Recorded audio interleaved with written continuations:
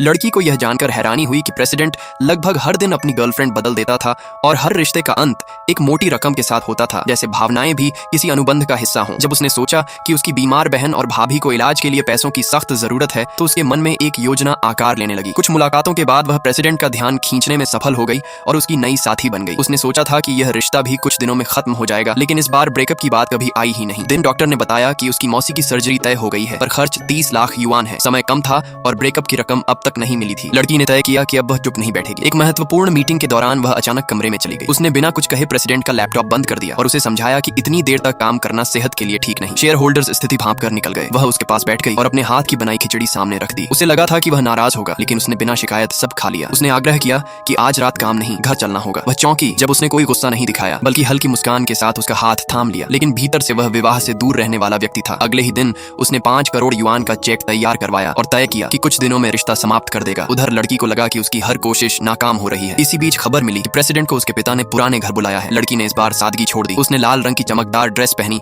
और सोचा कि आज ऐसा व्यवहार करेगी कि रिश्ता यहीं खत्म हो जाए। पुराने घर में माहौल पहले से ही तनावपूर्ण था। पिता ने उसे ताना दिया कि शादी नहीं करेगा तो सारी संपत्ति छोटे भाई के नाम कर दे। प्रेसिडेंट ने शांत लेकिन दृढ़ स्वर में इनकार कर दिया। गुस्से में पिता ने कप फेंक दिया और उसे घर से निकल जाने को कहा। तभी दरवाजा खुला और लड़की अंदर आई। वह उसके पास खड़ी हो गई और उसे घर ले जाने की बात कही। परिवार हैरान रह गया। उसने खुद को उसकी मंगेतर बताया और ऐसे बातें करने लगी जैसे दोनों शादी की तैयारी में हों और साथ भविष्य की योजनाएं बना रहे हों। उसने जानबूझकर परिवार के सामने उसकी छवि और बिगाड़ने की कोशिश की। यहाँ तक कि उसने खाने की मेज पर रखे व्यंजनों पर टिप्पणी की कि उसे तैलीय खाना नहीं खाना चाहिए क्योंकि उसे पुरानी गैस्ट्राइटिस है। उसने मेज को धक्का दिया और उसका हाथ पकड़कर बाहर ले आई। उसे लगा था कि इससे वह उससे दूर हो जाएगा, लेकिन पहली बार प्रेसिडेंट ने महसूस किया कि कोई उसके लिए बिना स्वार्थ खड़ा हुआ है। घर लौटकर उसने लड़की को उतारा और